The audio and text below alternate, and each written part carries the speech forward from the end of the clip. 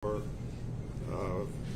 gases and lighters and so forth that's used in the supplying the businesses around the area that sell marijuana. The first engine on the scene, since I was monitoring my radio from home, immediately called the second alarm, and shortly thereafter called a special alarm for 3 additional aerial trucks because the fire was already that intense. The debris that from the explosions is scattered over a wide area. We don't know exactly how far it is yet. We have people out in the field preparing to go in the field right now to start to gather that up. And the biggest problem is the very sharp pieces of metal. When the canister blows up, it doesn't blow on the seams. It blows very jagged. They're sharp. If the people happen to run across one, they can either pick it up or call us, and I'll give you a number in a minute to call to have that picked up. Our biggest concern is if any of the canisters were forcibly ejected from the building due to the explosions, they may still contain some form of gas. And we're urging the public to not touch those and to call the number that I'll give you in a minute so that we can send somebody out to recover that. On hearing the magnitude of the fire, I knew we were going to need additional resources. We're very fortunate in Macomb County that we have very good mutual aid amongst our other communities where we can borrow personnel and equipment to report to the scene in a orderly call-up fashion. Our police department has the same thing with memorandums of understanding with other police departments. So if we need help, all we have to do is call, and it comes in a timely manner. I was immediately in contact with County Emergency Management as well as Michigan State Police Emergency Management Division, Lieutenant Cadvertis. We put a incident report out on what they call MySIMS, which is the computerized information system that all emergency managers use. That makes available to us additional resources. It also notifies the captain of the division as well as the operations division and the governor's office. So that's how far up it went when we do that. The fire this morning is still smoldering. If you drive by there, you'll see some smoke. We had a couple of late explosions, nothing from 3 o'clock until about 7 o'clock this morning. So the debris pile still has a lot of heat in it, so we're waiting for that to cool off before we start sending personnel in there to start doing the investigation on the fire. And the fire chief can talk about that when he's up here. There was one injury to a firefighter. A piece of debris went through the windshield and clipped him on the side of his face. He's fine. He's been treated and released from the hospital. However, there was one fatality, a piece of debris that hit, as I'm told, a 19-year-old, and he has expired. There was a rumor floating around that the water has been contaminated. Our drinking water is absolutely fine. It comes out of pipes. It comes from a long ways away from here. The water is absolutely perfect. We also had the Macomb County Hazmat team do air monitoring last night with negative results. So the air is fine, and I'm also told that all the schools are open. So with that, I will yield my time back to the supervisor. If you have any questions. Thank you. Thank you, Paul. Next, you're going to hear from our fire chief, Tim Duncan, and then our police chief, and then from County Executive Hackle as to how the county is cooperating, as they always do, with an incident like this. So, Chief Duncan. So anyways, I just wanted to give my appreciation to all of you that were out this morning and for understanding some of the information is dynamic during the morning and throughout the night. So appreciate all of you being there for us and helping us out and understanding that sometimes these things do change. It's amazing the amount of interest in this across the country. But number one, I want to give a lot of credit to our personnel on scene, fire department, the police department, our EMS personnel, everybody from the surrounding community. We basically function as a team, as a unit at the county level. And without the assets that the county helps provide from our local community, being the hazmat team, some of the DPW, some of the other personnel, we just couldn't do this. We couldn't handle this as well as we are right now. So we appreciate that outreach. Obviously, you've heard from me throughout the morning. Emergency Manager Brower obviously covered the bulk of what we need you to get out there, but obviously we want everybody to stay safe. The rain's going to provide some asset to us this morning as far as the scene, but it's also going to cause some issues with us getting in there to handle the scene. We do have some equipment going over that push some of the debris fill back. We had some damage to a few of our apparatus last night as I was over at the station this morning prior to this. They're in the works of getting some of our tires fixed so we can get our ladder truck back over there to help suppress the scene a little bit more to allow us to be able to open up the railroad tracks over there. So that's one of our main issues also, is get the railroad traffic going. Obviously, as we back them up, things get bad for them. So hopefully that's going to be imminent in the next hour to get that up and running. But just once again, just appreciate the outreach, everybody's willingness to help. We couldn't do it without everybody that's basically around here. So I will turn it back over to Supervisor Connor. Thank you.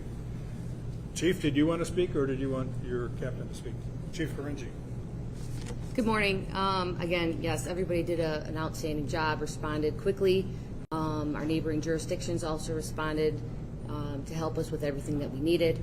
If anybody comes across anything that they're unsure of, please contact the Contact Center at 586-469-5502, 469-02.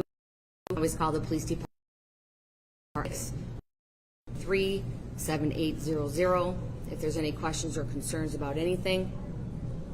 Additionally, we'll have our drone unit out to, when they're able to, once the rain subsides, just to check the area, rooftops, and different things that they can provide. The drone unit was pretty critical last night. They did a great job in finding and locating and directing the fire department to some secondary small fires that broke out in the area, so they were able to address that quickly. So any questions or concerns, contact us or the Contact Center, and we'll get anybody out to you as soon as possible. Thank you. Captain, did you want to speak? Captain Capola, Police Department. Just want to say a brief bit of thanks to our multi-jurisdictional agencies that provide us some support, to include, but of course I'm not limiting to, the Michigan State Police, Fraser Police Department, Sterling Heights Police Department. We had a number of federal agencies that came to assist us in conjunction with, as I'm sure Chief Duncan can provide additional detail about, multi-jurisdictional fire agencies that responded. Both Chief Karinji, myself, Chief Duncan and his entire staff had the opportunity to set up a command post, all amidst these exploding canisters raining down all around us, and subjecting to multiple staff members potential peril, but we prevailed, and we were able to secure our scene and ensure public safety to the best of our ability. So it's a great sense of pride, as I could be so honored to speak for the men and women of the Clinton Township Police Department in conjunction with our other police agencies and fire agencies for the job well done in such a perilous scene. Thank you. Our Department of Public Works is, as we speak, collecting as much material as they can to be analyzed by the police department at a later date. In conjunction with that, County Executive Hackle, who is no stranger to things like this because he comes from police enforcement, is helping with whatever he can. So, Executive Hackle. Thanks, Bob. Thank you, Bob. And interesting. I think you recognized late last night what was taking place on behalf of the police and fire department here. So, Tim and Dina, hats off to you and your men and women working for the agencies that responded to this. This is stuff that we train for, many law enforcement agencies throughout the entire county, even working in conjunction with emergency management. And obviously, Paul Brower here in Clinton Township has had a history of dealing with these type of incidents and situations, but he also works in conjunction with the county, and Brandon Lewis from our emergency management. They got together because most people recognize what takes place early on. Police and fire responding to the scene, trying to figure out how they deal with whatever is present before them. But what people don't recognize, emergency management is also doing the work behind the scenes and contacting various levels of agencies, state, federal, making sure that we're getting a hold of the utilities if there's a need to shut them off, so that they keep the other firefighters and police officers out of harm's way. And that was taking place during this particular situation. But what was most intriguing, as much training as you might see out there, was this issue related to the shrapnel. And the explosions that were taking place inside the facility was not just being contained to the inside of the facility, it was being deployed outside of the facility. So the police and fire that were under, different fire that was taking, and obviously injuries were sustained and some damage to vehicles. But boy, that was incredibly challenging for those first responders that showed up at that scene. And I do think Bob would share with me, as well as everyone else up here, our thoughts and prayers and sadness to the family, friends, and loved ones, and the community of the loss of the life of the 19-year-old out in the street that got hit by one of those pieces of shrapnel. It's very sad to see something like that. It is something that we all recognize as part of the danger we do. But boy, having a civilian just walking the streets and getting hit by something like that, completely unexpected, and I couldn't think of anything sadder as an outcome for this particular situation. So moving forward, we have committed to continued support to Clinton Township, Bob Cannon, and the entire team here on behalf of Emergency Management, Department of Roads, and even at the contact center with the calls that might come in. And to repeat that number that the chief had mentioned, 586-469-5502. If you happen to see something that looks concerning to you, please don't touch it. Don't pick it up. When in doubt, give us a call and we'll check it out for you to make sure that nobody else gets harmed. So thanks, Bob. Well done. Thank you, Mark. I will be asking Paul Brower to apply for a local state of emergency later today. We don't know how much this is going to cost, but whatever the cost is, it's worth it, because we don't want our residents, our children especially, picking up any of these shrapnels, or even worse, some of the containers that are still full of the gas or whatever is in there. There's 3 different things that we think are in there. Now, how did we know that these things were in the back room? We did not. Our planning department, our building department have inspected the properties, and they were told that we were going to simply have things sold as a retail operation. This is a former Save-A-Lot store, and that's what we thought was going in, and that's what we inspected. Never did any of our staff or departments see anything like that. If you have any questions, we have Mary Bednar, Barry Miller, and Bruce Thompson, who can answer those questions as to the persons who applied for permits to do something that we thought they were going to do, which was legal, but ended up doing something that is clearly not only illegal, but immoral and dangerous. Supervisor, can I ask you a question just based on what you said there? Yes. I'm sure all of us news outlets have reached out to the business that's there. Have you guys heard from anybody at the business as far as what's happened here in your community? The answer is yes, we have. Chief, do you want to talk about that? The answer is yes. So there was 2 business owners last night that were taken over to the police department. They were interviewed initially by our fire prevention division as well as the ATF. So that information is obviously still out there, being kept as part of the investigation. So obviously the scope of this is changing as we speak, and it will be changing throughout the day. Supervisor, you said, Mr. Cannon, you Yes. said you weren't happy about it. Can you get more specific about what you weren't happy about, and what is the legal ramification of having things in that building that they shouldn't have? Well, we would have, had we known the containers were in the back room, we would have issued violations immediately and worked to get them out of there through the court system. We can't just walk into somebody's back room. We do have inspections. And Barry, you want to come up and talk about that? And this is Barry Miller from our building department, who always makes sure things are done properly. I appreciate it. Basically, when they pulled the permits for this was a storefront it was called Goo, with a back room for storage of product that they sold on the floor. At the time of inspection there were no canisters. The fire department's there to inspect quantities. There are allowable quantities for certain things you can put in those rooms. They did not exceed any of those quantities. Obviously, with what happened last night, they were well over what would have been allowable for that site. So at this point, obviously it's under investigation. Our police department, fire department will continue what they're doing. But at the time of inspection, they had passed. They obtained their C of O in September of 2022. Since that point, nobody from the township has been in that building for the purpose of. The only thing that you knew the vape products were in there, but not the actual gas, the nitrous and the butane. Correct. None of that was supposed to be in there. That's correct. Correct. Okay. Thank you. Bruce, did you want to talk about Bruce Thompson, our planning director? He's the one who approved them going into this building, and he had some reservations about it, but what he saw was legal at the time. Yeah, and thank you, Bob. And I can just kind of back up what Barry had indicated is that I think it was April 26th of 2022, I was approached by someone to start the certificate of occupancy process. The planning department is that first step, is the use a permitted use. I made it very clear to the gentleman that a retail use was a permitted use, and that is what was signed off on by the planning department. And then inspection from the building department is part of that. So that I can confirm, as that was the use that we approved in the planning department, was strictly a retail mercantile use. How much product was in the building that should not have been in the building? That I can't answer. We really don't know. Yeah. We have estimates, but we really don't know because a lot of it's all around the township right now. It blew up. I mean, I live 5.5 miles away from the site, and after our board meeting last night, I went home and I heard it, and I thought it was thunder right over our home. That's 5.5 miles away. So think about the people who were nearer the site. It was horrible. The ground was shaking.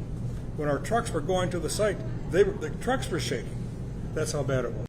So to talk about what was in there too, when would have been the next check? Would it have been possible for the city at all to go in there and check, or was this Barry?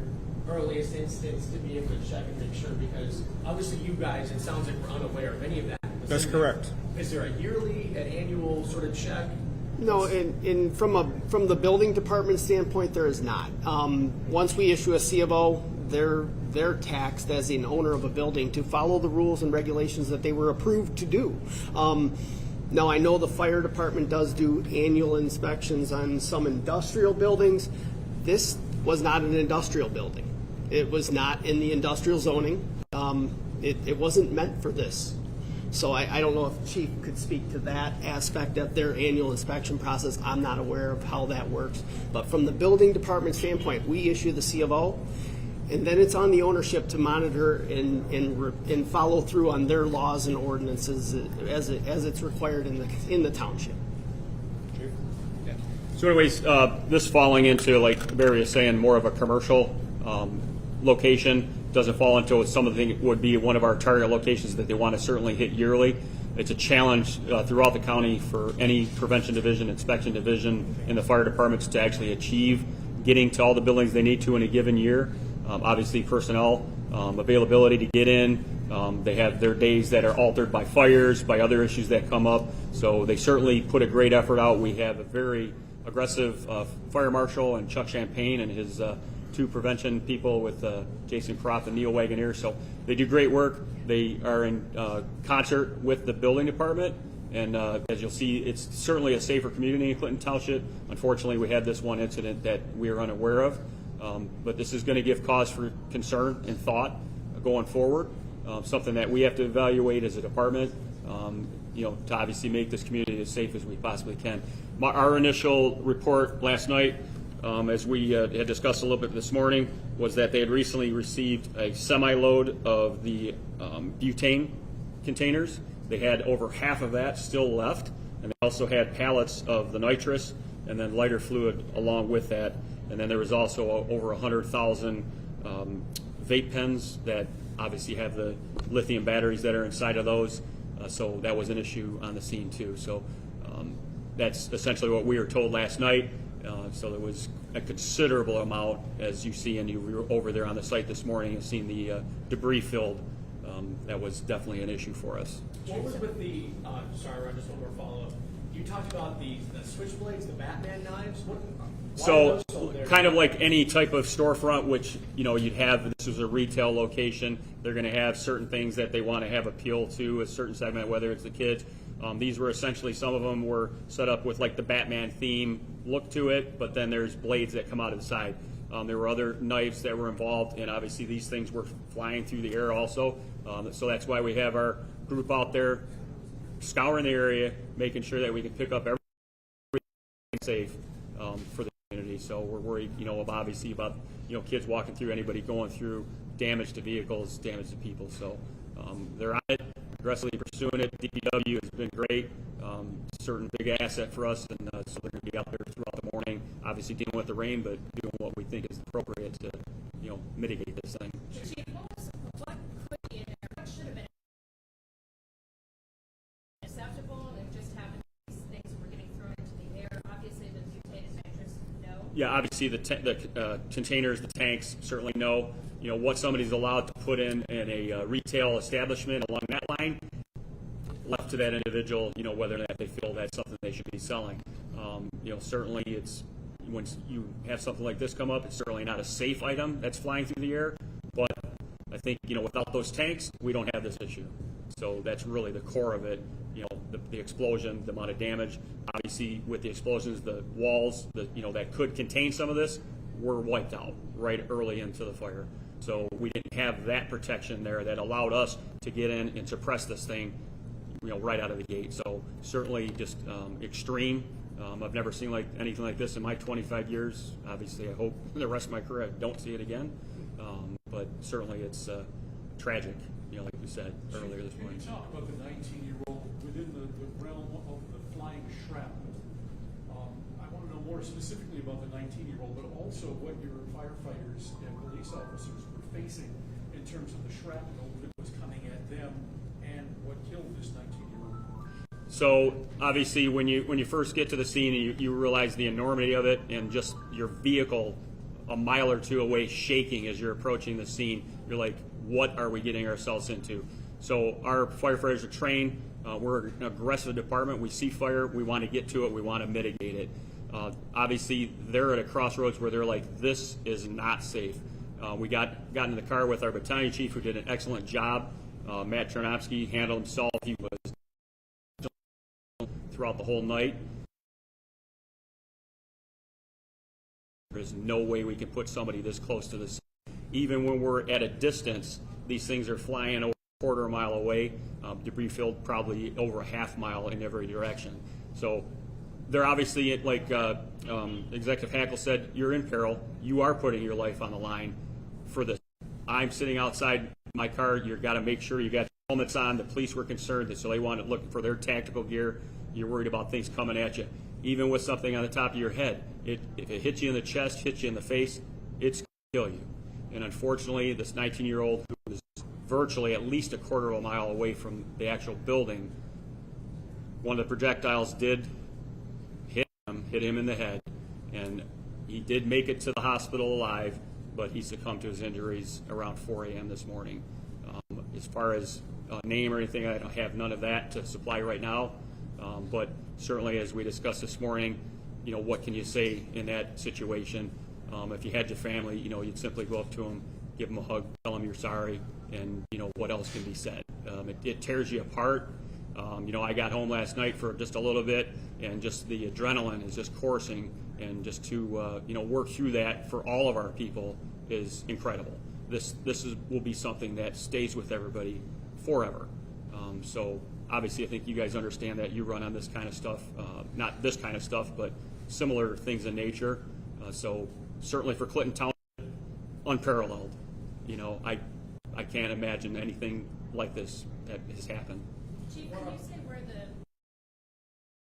was this person walking, and where, what street, or was it on horseback? So it was on the 15-mile. If you've been out to that area, there's a car wash that is right near one of the service stations there, and he was in that area over there. So, yes. What are the penalties? I don't know if you can speak to this, Chief, at all. If that business is held liable for what happened last night. Yeah, I could not speak to that at all. Sorry about that. Supervisors are going to want to hear that. Maybe good. Well, I can tell you right now, there's investigations going on as we are standing here. We will come back here at 4 o'clock and update anything that we have between now and 4 o'clock. And yes, there are going to be repercussions. So we could see possibly criminal charges as a result of this. I'm not going to speculate. People have done things wrong, very wrong, and we don't like it, and we're not going to accept it.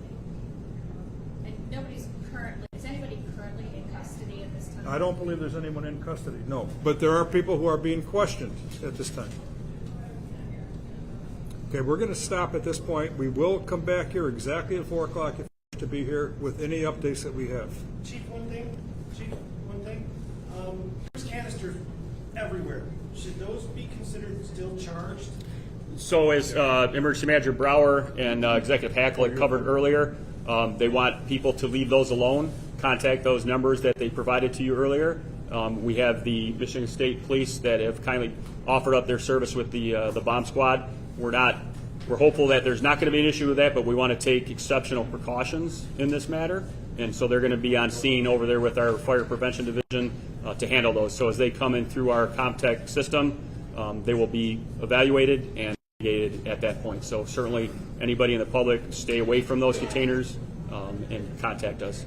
And what about, sorry, just one more for you. For those that community members that maybe have damaged cars, houses, maybe even possibly themselves, and we don't know, which of those community members do?